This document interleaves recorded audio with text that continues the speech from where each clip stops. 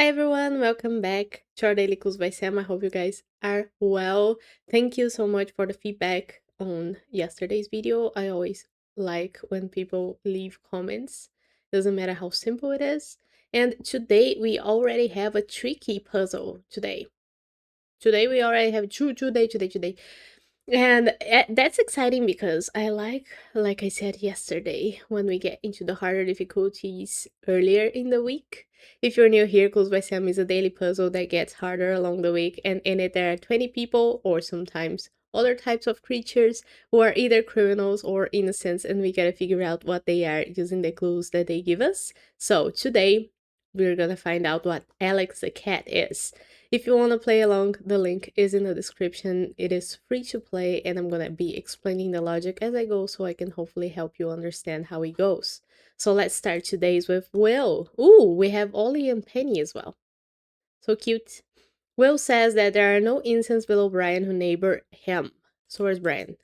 Brian has two people below him who neighbor Will, Kita and Vince. Both of those have to be criminals because there's no innocents, as Will says. Now, Kita says that Floyd is one of Brian's 4 criminal neighbors. Floyd is a criminal. Floyd is a criminal. And we know that Brian has 5 neighbors total. If 4 of them are criminals, that means only 1 innocent. It might be that that's Alex, but we don't know yet. Vince says there's an odd number of criminals neighboring Floyd. Okay. And he shares 1 innocent with Brian, but we don't know how many criminals there are yet. Floyd says that exactly 2 of the 3 criminals in column C are Katie's neighbors. So Katie has 3 people neighboring her in column C: Gary, Nicole, and Samita. Samita doesn't neighbor Floyd. So 2 of the people that Katie shares with Floyd. I'm making this confusing. There's 2 criminals neighboring Katie in column C, right? So that means that there's 1 innocent here. Let's say that that innocent is Nicole, and that will make the other 2 criminals. It doesn't really matter who is what, because what matters actually in the clue is that there's 3 criminals total in column C. So that makes Chloe the 3rd criminal, right? Because we need the 3rd person to not be neighboring Katie, and the only other person besides Chloe that doesn't neighbor Katie in column C is Will. So Chloe is a criminal here, and we don't actually know who is the innocent among these 3 people. Chloe now says that both criminals in row 4 are connected. So we know there's 2 criminals in row 4 because of the both, and one of them we already know is Kita, so the 2nd criminal is gonna have to be someone who is connected to her. So that makes either Penny or Samira a criminal, and they are gonna be opposites because the other person is gonna be an innocent. So we tag them with yellow to remind us that whatever one yellow is, the other one is not. Tom Dem is an innocent because he's not connected to Kita, and we don't need Chloe's clue anymore. Tom now says there's only 1 innocent in between Brian and Vince. So in between Brian and Vince, there's 3 people, 2 of which are already criminals, so the 3rd one has to be an innocent, and we don't need Tom's clue anymore. Now Katie, that person, says that only 1 person in a corner has a criminal directly to the right of them. So we have 4 corners: Alex, Deborah, Umar, and Sia. And the thing is, 2 of those people don't have anybody to their right, right? Deborah and Sia don't have anybody to their right. So that makes either Alex or Umar the person that has a criminal to the right of them, and we know that Umar already does, so we know that Alex couldn't have a criminal to his right, or their right. So we know that Brian is an innocent now, and Katie's clue is not needed. Brian says there is only 1 innocent to the left of Nicole, and that's Katie, so Joyce has to be a criminal, and we don't need Brian's clue. We are still counting Floyd's criminals, right? We know that Floyd has to have an odd number. So we are actually looking for the odd 1.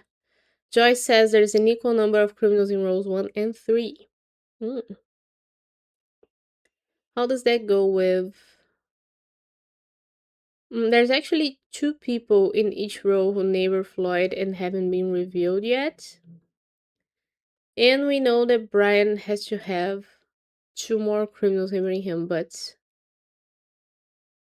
what does that mean for us? Ah, there's also the thing about column C. So let's think about this way. We know there's only one innocent here in column C. If that innocent is Nicole, first of all. Let me make it Gary, because Gary is the one that's shared by Brian and Floyd. And that would influence both Alex and Eve, because both of those would be criminals. And now Floyd has 4 criminals neighboring him, right? So Floyd, 4 is an even number. So we need a 5th person to make an odd number of criminals neighboring Floyd, which is what Ben says. That would make Nicole a criminal, but also because we know there's only one innocent in column C here, above Will. Now we have 2 and 2 criminals in row 1 and in row 3, which is okay. If it were the other way though, can I like clear this? Can I try to make Alex an innocent? Because if I do, both Eve and Gary would have to be criminals for Brian. Floyd would still have the 4 criminal neighbors that he had before. So Nicole would need to be a criminal again, and Samira an innocent. But now we have 2 criminals here in row 3, and we need the 2nd criminal in row 1, so that will make Deborah a criminal. What am I seeing here? Can I ever make Nicole an innocent? Because if I do, that would make both Gary and Samira criminals, which is okay. But is there a way to make this work for Brian Floyd and row 1 and row 3? I guess it could. I don't see why it couldn't, because even if Eve is an innocent in this scenario, Floyd would have... Oh, yeah. It doesn't really work, because now Floyd has 3 innocent neighbors. 3 criminal neighbors, sorry. And we know that Brian needs 1 innocent, so whoever is the innocent that neighbors Brian here is going to be shared with Floyd. So Floyd is going to end up with an even number. It doesn't matter who is the innocent here, because now Floyd has Alex, Chloe, Gary, and Joy, so that's 4. Because Nicole couldn't be a criminal. I hope that made sense there.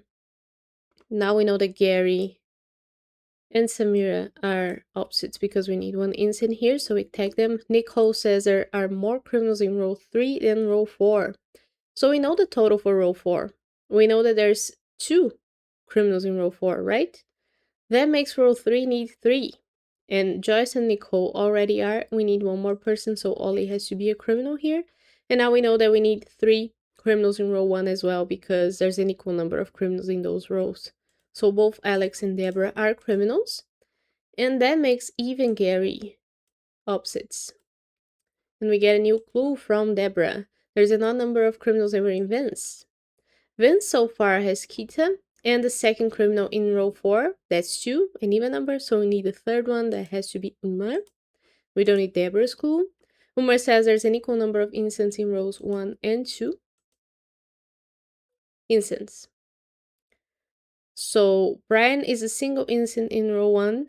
That makes either Gary or Eve the single innocent in row 2, which makes Isaac a criminal.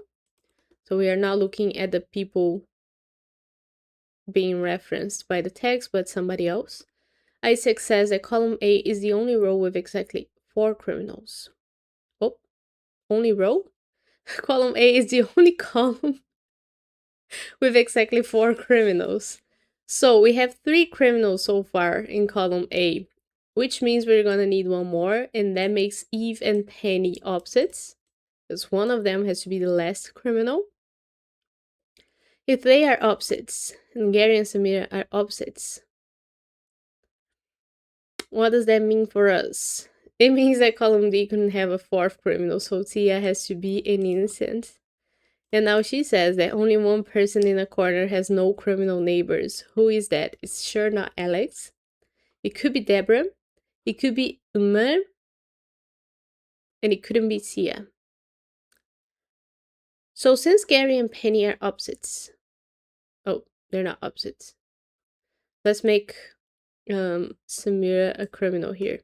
That would make Gary an innocent and Eve a criminal because of Gary, and Penny an innocent. So Gary and Penny are samesies. But each of them being innocent makes it so that nobody in a corner has only criminal neighbors. Right?